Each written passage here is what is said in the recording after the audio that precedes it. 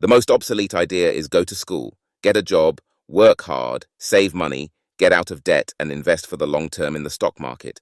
See, why would you save money when they're printing trillions of dollars? The gap between the 1% and 99% is massive. You see, it's not just money. You have to step back and look at the bigger picture. So what do? In every one of us, there's a poor person. There's still a poor person inside me. There's also a middle-class person, and the middle-class person wants security. They want that steady paycheck. And there's a rich person, and they're all inside of us, except that it's not taught. You're taught to go to school, get a job, and get a paycheck, not taught how to get rich. If you've read Rich Dad, Poor Dad, my rich dad refused to pay me. He said the paycheck was one of the most damaging things you can take in your life. He says the moment you take a paycheck, you're an employee, and that's the mindset. So my rich dad never paid me. It drove my poor dad, a government employee, nuts. You got to pay people. You got to pay people. And Rich Dad was not saying that the paycheck was bad. He says he didn't want to be a slave to money. So as an entrepreneur, if Rich Dad folded, I just try another company. I don't need a paycheck. I don't need anybody to take care of me. If my government doesn't like me, I move to another country because they need entrepreneurs there. So the entrepreneur is not so much the business. The entrepreneur is really the mindset and the skill sets and the different set of rules. You see, I don't operate small business, does not operate in the same rules as big business. Entrepreneur is a mindset first, a skill set and rules. And depending upon whether you're an employee or small business, the rules are different, the mindsets are different, the skill sets are different. If you could say one thing to somebody who's never been an entrepreneur and they're thinking about making the leap of faith into becoming an entrepreneur, what could you tell them? Well, I'll just tell them the same thing that happened to me. My last paycheck. I still remember it clearly. It was one of the worst and the best days of my life, and I was in Puerto Rico. I was working for Xerox, and my boss gave me it wasn't a paycheck, it was a bonus check. I think it was about $30,000 taxable. That's the only problem with that. So, I get this check and I went, holy mackerel. So I was excited, but I was also disturbed. And so this other guy comes up to me, his name was John, and John says to me this, you're going to be back. I said, why? He says, because you're going to fail. I looked at him and I said, look, few expletive words, because that's what he did. He left Xerox, failed, and he came back. I said, look, you fail, and you came back, but I'm going to fail, and I'm never coming back. And that's the attitude. Do you know what I mean? Yeah, if you say, well, if I fail, I'll go back to mommy and daddy, then that's what you'll do. So if you fail, that's when I became an entrepreneur because I had no money. I had no money for years. Yeah, I didn't have a paycheck, but that's what my rich dad encouraged me to do. He says when you don't have this paycheck, you get hungrier, smarter, and it's a test of your character. Will you become a crook? Will you become dishonest? Will you cheat and steal? Or will you become a better human being? So, really, that's the benefit of becoming an entrepreneur. You really find out who you are when you don't have anything. So you always have to look at the big picture.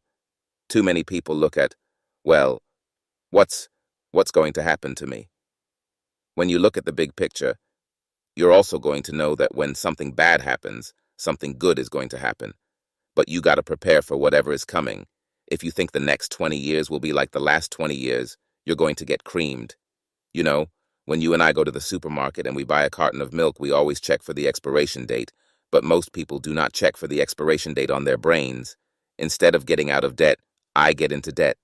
I just refinanced $300 million in debt. I went from 5% to 2.5% interest. I made a fortune. Every month, more money comes in because my cost of money has gone down. So while some financial experts are saying, get out of debt, I'm saying, learn how to use debt. See, when I came back from serving in Vietnam in January of '73, and the first thing my rich dad said to me was, go to school to learn how to invest in real estate. It wasn't real estate. It was how to use debt and taxes. Debt and taxes make the rich richer. Debt and taxes make the poor and middle class poorer. So all the rich guys who are doctors and lawyers or, those guys, they're getting creamed and they don't know why. Doctors are getting creamed. Oh yeah, they're making more money, but the take home is less. My doctor just yelled at me. He's happy. He says, oh, guess what? I finally made $1 million. And I said, yeah, this is just 3 weeks ago. And so I said, yeah, well, how much you pay in tax? He says $750,000 in taxes. So his net was about $400,000. That's not bad. But when I make $1 million, I keep $1 million. And the reason is because I don't make it by working for money. See, if you work for money, you're taxed. So that's why lesson number 1 in Rich Dad, Poor Dad is the rich don't work for money. What we do instead is we create businesses as entrepreneurs. We acquire real estate. I don't invest in the stock market. So the reason is because as entrepreneurs, I have more control over my income, how much I make, and how much I pay in taxes. And because I'm an entrepreneur, as well as an investor in real estate, I pay 0 tax. So every time I make, let's say, $1 million as an entrepreneur, I immediately invest it in real estate, and I have a 4-to-1 step up. So I put $1 million in real estate, I get $4 million from the bank. That's why I love banks. But the banks are screwing everybody else, you know. Terrible, but it's good for me. I thought you said when you print it's good for you, but when you print it's bad for people that work for money, because when you print, savers get creamed and people who work for money get creamed. When they print, debtors get rich. You see, debt and taxes make the rich richer, and debt and taxes make the poor and middle class poorer. When we have obsolete ideas, we get obsolete results. So what's happening for most people, the idea of going to school, getting a job, working hard, saving money, getting out of debt, buying your house because it's an asset and investing for a long term, it's obsolete. The world has changed. The world changed in 1971 when President Nixon took us off the gold standard and money became debt. What if we get rid of school, then what would happen?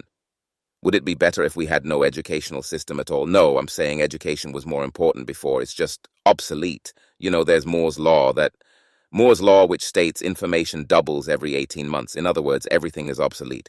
18 months.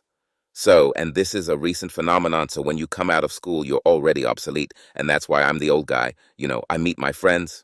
I went to Harvard. Yeah, I went to Harvard. I said, yeah, that was how long, 50 years ago? Today, the banks are charging you interest to save money. In other words, the banks don't want your money because they've printed too much of it. And that's why there's bubbles and stocks and bubbles in real estate and all this. People are dumping the cash because, as I said in here, savers are losers and cash is trash. And yet people are, well, I want a high-paying job. Well, that's an obsolete idea. Get out of debt, it's an obsolete idea. You should learn how to get into debt, you use debt to get rich, and they'll never teach you about taxes. The reason the 1% is way up here and the 99% are going this way is because when you print money, 2 things happen: inflation and taxes.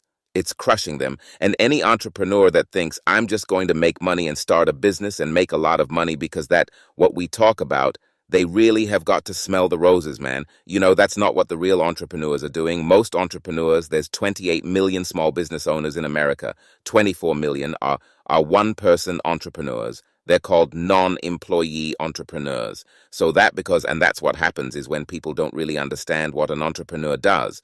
So most people are self-employed, but they're not really entrepreneurs. The self-employed pay the highest taxes of all, and nobody tells them that.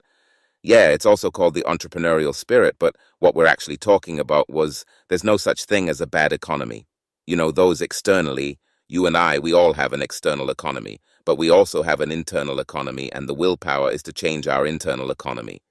So for me, I can see the good, I can see the bad, I don't really give a damn, because I'm going to be rich anyway. But a poor person with a poor personal economy, all they're going to see is a bad economy, because they don't know how to make money in any economy. And a middle-class person, they have a middle-class economy. You know what they want is a nice house, a steady paycheck, and the job and the car. And so when you take their job away to them, that's disaster.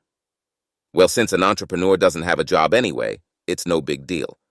So all I'm saying to people is what Bucky Fuller taught me. There's always 2 sides, you know what I mean? You know to use plural at minimum 2. So if you think the economy is bad, it's because your economy is bad. If you think that steady, employment is important, then you'll see an economy without jobs. Your economy versus the external economy, where you control VS, where you can't control, I can control yes. It's called an internal focus versus an external focus. So the real entrepreneur has an internal focus, but if they fall down, they say, oh, this is good because I'm going to go up higher. You know, the average person will fall down and say, oh, I'm going to take some Prozac, or or somebody has the mistakes, all the mistakes don't matter. Well, mistakes matter. It means you didn't know something. But a real entrepreneur, whether they fall down or they go, they always can go up. They can stand back up and go higher. That no matter what happens to them, they got stronger and better and smarter and happier. But a person with a weak internal mindset is that they're so afraid of what happens. It generally happens. Like, people who are afraid of losing their jobs, they generally lose their jobs. You know what I mean? Yeah, no doubt. So everything comes through you. Yeah. So the entrepreneur first job is control inside here, not outside there. The moment you take that paycheck, you're an employee. You've got to be stronger than that. It's about inside control.